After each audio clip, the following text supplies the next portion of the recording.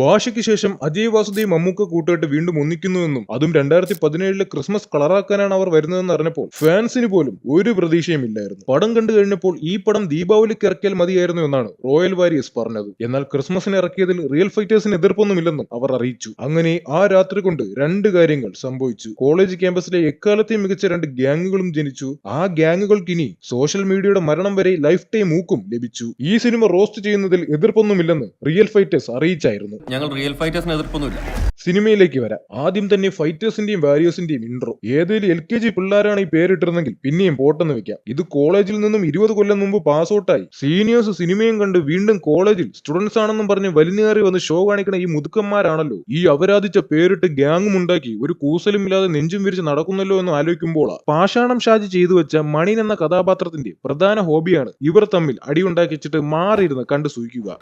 ഒരു സുഖം. രണ്ട് ഗ്യാങ്ങിലും ചെന്ന് കുത്തിത്തിരിപ്പ് ഉണ്ടാക്കുന്നതാണ് മെയിൻ പരിപാടി. ഇത് മനസ്സിലാക്കാതെ പരസ്പരം തല്ലിത്തല്ലി നടക്കുന്ന മരഊരകളാണ് പടത്തിലെ മെയിൻ കഥാപാത്രങ്ങൾ. പ്രേക്ഷകരെ ചിരിപ്പിക്കാൻ ഇതിലെ ഡയറക്ടർ മരിച്ചു കിടന്ന് ശ്രമിക്കുന്നുണ്ട്. പക്ഷെ ഒന്നും അങ്ങോട്ട് ഏൽക്കുന്നില്ല. ആൺകുട്ടികളൊക്കെ എവിടെ പോയി?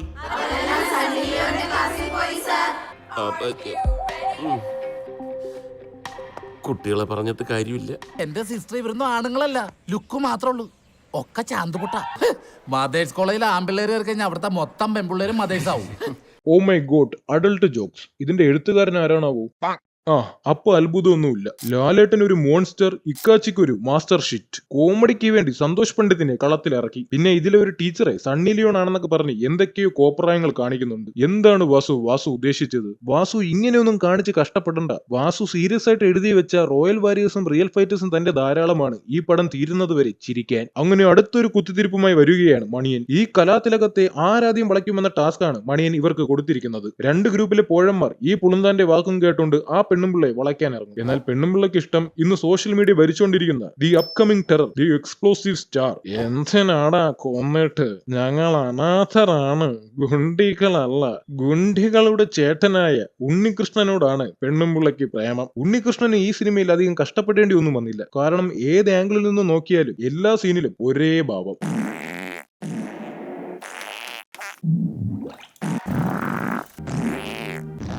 എക്സ്പ്രഷൻ ഒന്ന് മാറ്റിപ്പിടിക്കാൻ വാസുണ നിർബന്ധിച്ചപ്പോൾ ഉണ്ണി പറഞ്ഞത് എന്നെ കൊണ്ടൊന്നും പറ്റത്തില്ല. കലാതിലകത്തിന് ഉണ്ണിയെ ഇഷ്ടമാണെങ്കിലും ഉണ്ണിക്ക് കലാതിലകത്തെ ഇഷ്ടമല്ല. പക്ഷെ മനസ്സ് വായ്പുകാരനായ ചൊറിയൻ ഫിലിം മാമാ പണി ചെയ്ത് ഇവരെ ഒന്നിപ്പിക്കും. കുറച്ചു നേരം കൊണ്ട് ഞാൻ അവളുടെ മനസ്സ് വായിച്ചെടുത്തു.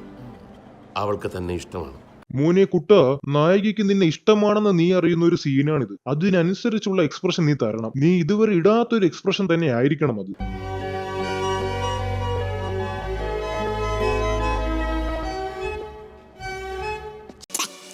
ഈ അപ്പൻ എന്തായി കാണിക്കുന്നത്? ഇതൊക്കെ നമ്മുടെ കൈ കിട്ടണമായിരുന്നു. അടിച്ച് കാലയ്ക്ക് കൈ കൊടുത്തനെ. ഇതൊക്കെ പറഞ്ഞ റോയൽ വാരിയേഴ്സിന്റെ കുരു പൊട്ടും. പക്ഷെ ഉണ്ണികൃഷ്ണനെ സപ്പോർട്ടായിട്ട് റിയൽ ഫൈറ്റേഴ്സ് വരും. നിനക്ക് ബൈക്ക് ഓടിക്കാൻ അറിയോ? അതൊക്കെ അറിയാം. ആ ചുണ്ടെങ്കിലും ഒന്ന് അനക്കടേ. അതൊക്കെ അറിയാം. ഇതിലും ഭേദം ഇവന്റെ അനിയനായിരുന്നു. ഉണ്ണികൃഷ്ണൻ മദ്യപിച്ച് മധുൽമന്നനായി ബൈക്കിൽ ഹെൽമെറ്റ് ഇല്ലാതെ പോകുമ്പോൾ അവിടെ നൈറ്റ് പെട്രോളിങ്ങിന് നിൽക്കുകയാണ് നമ്മുടെ കൈലു അണ്ണൻ. അറിയാൻ വയ്യാത്ത പണിക്ക് പോണോടോ. ഇത് തന്നെയാ നമുക്ക് അങ്ങോട്ടും പറയാനുള്ളേ. നല്ല തിരക്കുള്ള ദിവസം മാത്രമല്ല, ഇവിടെ ഇങ്ങനെ ഇരിക്കാനും പറ്റില്ല, എണീറ്റ് പോണം. അതെന്താ ചേട്ടാ അങ്ങനെ?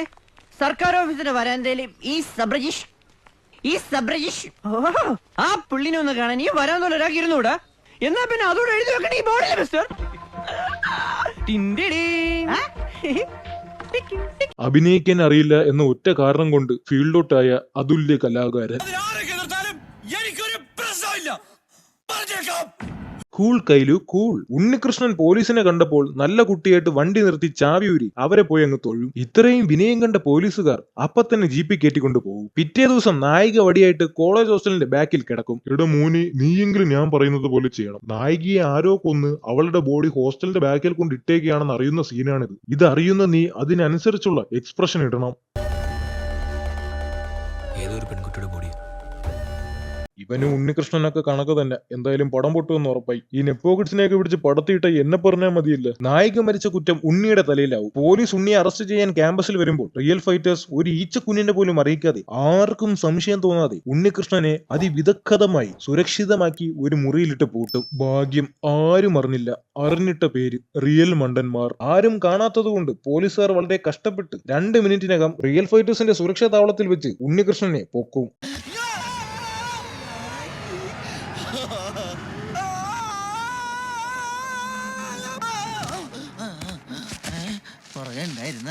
മനോവിഷമം വന്ന ഉണ്ണി പോലീസ് കസ്റ്റഡിയിൽ വെച്ച് തന്നെ തൂങ്ങിച്ചാവും. ഇത് കണ്ടുവന്ന ഉണ്ണിയുടെ മാതാപിതാക്കൾ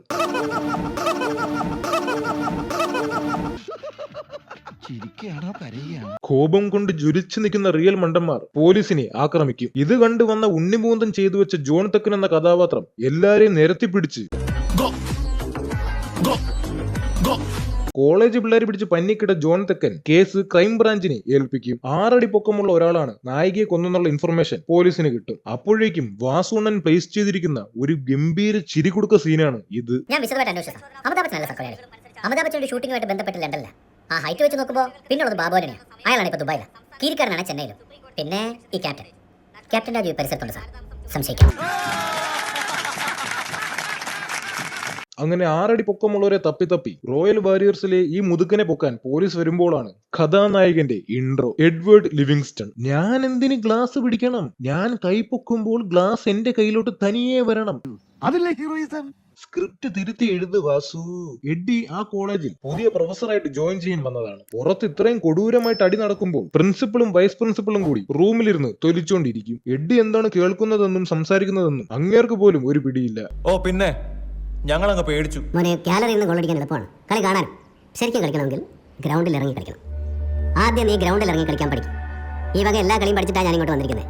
എന്നെ നീ കളി പഠിപ്പിക്കാൻ വരല്ലേ, മനസ്സിലായോ?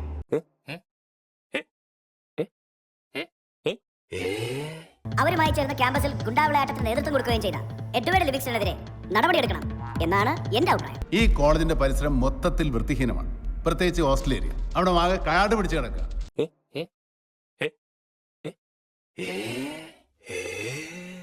പോലീസിന് യഥാർത്ഥ പ്രതിയെ വിട്ടുതരണമെന്ന് അപേക്ഷിക്കുകയാണ് ഇദ്ദേഹം. അതും PTA മീറ്റിംഗിന്റെ അന്ന്. ഇതെന്തോന്നടി, പോലീസ് ടീച്ചേഴ്സ് മീറ്റിംഗാ. ഇപ്പോഴാണ് ആ ഐക്കോണിക് സീൻ. റോഷൻ ചെറിയാനെ വിട്ടുതരുന്നതിൽ ഞങ്ങൾ റിയൽ ഫൈറ്റേഴ്സിന് എതിർപ്പൊന്നുമില്ല. റിയൽ ഫൈറ്റേഴ്സിന് എതിർപ്പുണ്ടെങ്കിലും പോലീസുകാർക്ക് എന്ത് കിണ്ടി? ഇവന്മാരെ അഭിപ്രായം ചോദിച്ചിട്ടല്ലേ പോലീസുകാർ കൊലക്കുറ്റങ്ങൾ തെളിയിക്കുന്നത്. പോളത്തരം പറയാതെ അവിടെ ഇരിയടേ. ആദ്യം നീ കുറച്ച് എക്സ്പ്രഷൻ ഇട്ട് പഠി. 27 മീറ്റർ വടക്കോട്ട് മാറി ഈ കോളേജിലേക്ക് ഒരു ഷോർട്ട് കട്ട് മതിലണിഞ്ഞ് വിടണം. കഴിഞ്ഞ 4-5 വർഷമായിട്ട് ഈ കോളേജിലെ അധ്യാപകരും വിദ്യാർത്ഥികളും കോളേജിലേക്ക് വരാനും പോകാനും ആ വഴി ഉപയോഗിക്കാറുണ്ട്. തലേ ദിവസം വന്നു കയറിയ എഡ്ഡി മതിലിന്റെ ഉയരവും കോളേജിന്റെ വാസ്തുവീരത്തെ പറ്റിയും കോളേജിന്റെ ഇടവഴിയും പൊളിഞ്ഞ മതിലിനെ പറ്റിയൊക്കെ സംസാരിക്കുന്നു. വർഷങ്ങളായിട്ട് കോളേജിൽ പഠിക്കുന്ന അല്ലെങ്കിൽ പഠിപ്പിക്കുന്ന മണ്ടന്മാർക്ക് പോലും കണ്ടെത്താൻ പറ്റാത്തത് എഡ്ഡി കണ്ടെത്തുന്നു. ഇതെല്ലാം എഡ്ഡി എങ്ങനെയാണ് ഇത്രയും പെട്ടെന്ന് കണ്ടുപിടിച്ചതെന്ന് മനസ്സിലാക്കാനുള്ള ബുദ്ധിയും അവിടെ ഇരിക്കുന്ന പോഴമാർക്കില്ല. കേരളത്തിലെ പ്രധാനപ്പെട്ട പല സർക്കാർ കോളേജുകളിലും അധ്യാപകനായിട്ട് ജോലി നോക്കിയിട്ടുള്ള ആളാണ്. പക്ഷെ അവിടെ കാണാത്ത ഒരു പ്രതിഭാസമാണ് ഇവിടെ. വിദ്യാർത്ഥികൾ ചേരിതിരിയുക, ഗ്രൂപ്പ് തിരിയുക. അത് ഏത് യൂണിവേഴ്സിറ്റി ക്യാമ്പസിലാണോ എന്ന് വിദ്യാർത്ഥികൾ ഗ്രൂപ്പ് തിരിയാത്ത ക്യാമ്പസ്. റിയൽ മണ്ടന്മാരെയും റോയൽ വാഴകളെയും തമ്മിൽ ഒന്നിപ്പിക്കാൻ എഡ്ഡി പെടാപ്പാട് പെടും.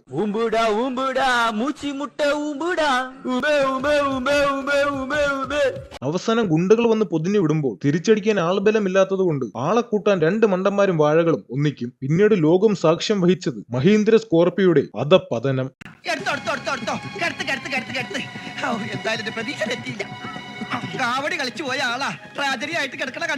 തെർമോകോള് കൊണ്ട് ഇത്രയും ബ്രില്യന്റ് ആയിട്ട് സ്കോർപിയോ സൃഷ്ടിച്ച ഇതിന്റെ ആർട്ട് ഡിപ്പാർട്ട്മെന്റിന് എന്റെ ഹൃദയം നിറഞ്ഞ ആദരാഞ്ജലി. ശേഷം റിയൽ മണ്ടന്മാരും റോയൽ വാഴകളും സ്നേഹം പങ്കിടുന്ന സീനാണ്.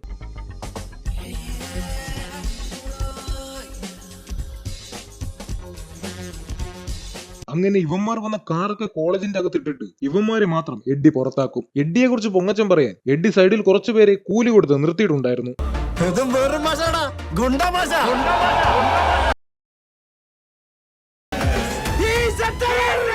നീ എവിടെ വന്ന മരഭൂതമേ? എല്ലാവർക്കും കാശ് കൊടുക്ക്. നന്നായിട്ട് അഭിനയിച്ച് തള്ളിയതല്ലേ, അവന് കാശ് കുറച്ച് കൊടുത്താൽ മതി. അവ ഇത്തിരി ഓവർ ആയിരുന്നല്ലേ? ഇത്തിരി അല്ല, ഭയങ്കര ഓവർ ആയിരുന്നു. പടം തിയേറ്ററിൽ കണ്ടിട്ട് ആരും വിസിലടിക്കൂലെന്ന് മനസ്സിലാക്കിയ വാസുണ്ണൻ പടത്തിന്റെ അകത്ത് 2 വിസിലടി കുത്തിക്കയറ്റി. വാസുണ്ണൻ ബ്രില്യൻസ്. Illuminati confirmed. കോളേജിൽ നടന്ന അനിഷ്ട സംഭവത്തിൽ അവിടുത്തെ മറ്റ് അധ്യാപകർ അസ്വസ്ഥരാണ്. ഇത് കേട്ട എഡ്ഡി ഉരുളയ്ക്ക് ഉപ്പേരി എന്ന് പറയും. ഈ കോളേജിന്റെ പരിസരം മൊത്തത്തിൽ വൃത്തിഹീനമാണ്, പ്രത്യേകിച്ച് ഓസ്ട്രേലിയ. അവിടെ ആകെ കാട് പിടിച്ച് കിടക്കുക. പിന്നെ എഡ്ഡിയുടെ വക ചില ഫലിതങ്ങൾ. മനുഷ്യഹൃദയത്തിന് എത്ര അറകളുണ്ട്? 4 അറകളുണ്ട്. അതിൽ 1 അറ മാത്രമേ ഞാൻ അവിടെ തുറന്നു കൊടുത്തിട്ടുള്ളൂ. ബാക്കി 3 അറകളും കാലിയാ. യോ വെൽക്കം. പഠിപ്പിക്കാൻ വന്ന എഡ്ഡി പഠിത്തമൊഴിച്ച് ബാക്കി എല്ലാം ചെയ്യുന്നുണ്ട്. അങ്ങനെ സേതുരാമൻ അയ്യറൊക്കെ കളിച്ച് എഡ്ഡി ആ കേസ് തെളിയിക്കും. സംഭവം ജോൺ തെക്കനും സേതുലക്ഷ്മിയും തമ്മിൽ ഡിങ്കോൾഫി ഉണ്ടായിരുന്നു. അവർ തമ്മിൽ ഡിങ്കോൾഫിക്കേഷൻ നടത്തുന്നത് നായികയുടെ കൂട്ടുകാരി വീഡിയോ എടുക്കും. വിൻഡോയിൽ കൂടി എടുക്കുന്ന വീഡിയോ ആണ്. ആ ഒരു ക്ലാരിറ്റിയും ഫ്രെയിമും ഒക്കെ നോക്കണേ. ഈ സിനിമ എടുത്തവന്മാരും മണ്ടന്മാരാണ്. സേതുലക്ഷ്മിയുടെ ഹസ്ബൻഡാണ് ജോൺ തെക്കനെ എടുത്ത് വളർത്തി ഒരു IPS കാരനാക്കിയത്. ആ ഹസ്ബൻഡിനെ തട്ടിയിട്ടാണ് തെക്കൻ സേതുലക്ഷ്മിയെ സ്വന്തമാക്കിയത്. പാല് തന്ന കൈക്ക് തന്നെ കൊത്തി അല്ലയോടാ. ഇവർ തമ്മിലുള്ള അവീത ബന്ധം അറിഞ്ഞുകൊണ്ടാണ് നായികയെ അവർ കളയുന്നത്. ജോൺ തെക്കനും കലാഭവൻ ഷാജനും കൂടി ചേർന്നാണ് കൊല്ലുന്നത്. ഇവർ രണ്ടുപേരും കൂടി തന്നെയാണ് റൂമിലിരുന്ന് കൊല ചെയ്ത 6 അടി പൊക്കമുള്ള സിനിമാക്കാരെ കുറിച്ച് തമാശകൾ പറയുന്നത്. എന്റെ ചോദ്യം ഇതാണ്, ഇതിൽ ആർക്കാണ് വട്ട്? ഇത് എഴുതിയവനാണോ, അഭിനയിക്കുന്നവനാണോ, അതോ കാണുന്ന നമ്മൾക്കാണോ? അങ്ങനെ കൊലയ്ക്ക് പിന്നിലുള്ള നല്ല ഫ്രഷ് മോട്ടീവ് ഒക്കെ കാണിച്ചിട്ട് എഡ്ഡിയുടെയും തെക്കന്റെയും നല്ല കിണ്ണം കാച്ചി ഫൈറ്റ്. സാധാരണ ഇങ്ങനത്തെ സാഹചര്യത്തിൽ ബുദ്ധിയുള്ളവർ കോളേജിന്റെ പുറത്തേക്കാണ് ഓടുന്നത്. പക്ഷെ തെക്കൻ ഓടി കോളേജിന്റെ ഉള്ളിലോട്ട് കയറും. മിടുക്കൻ. കുഞ്ഞു കുട്ടികളെ രസിപ്പിക്കാൻ എഡ്ഡി അവിടെ വെച്ച് സൂപ്പർ മാരിയോ കളിക്കും.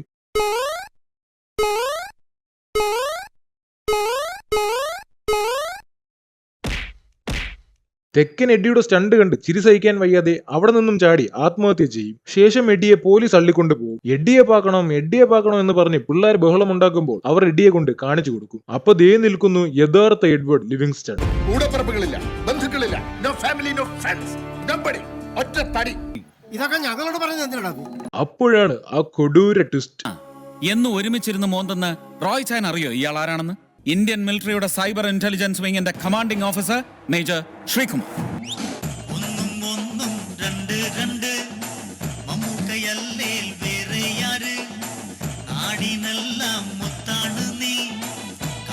കഴിവുകൾ ബാക്കിയില്ല, നീ ഞങ്ങൾക്ക് അഭിമാനം.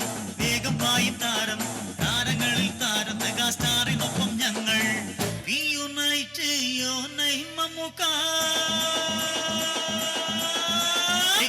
മച്ചു, hey hit മച്ചു, hey star മച്ചു, hey super മച്ചു, hey come മച്ചു, hey hit മച്ചു, hey star മച്ചു, hey super മച്ചു.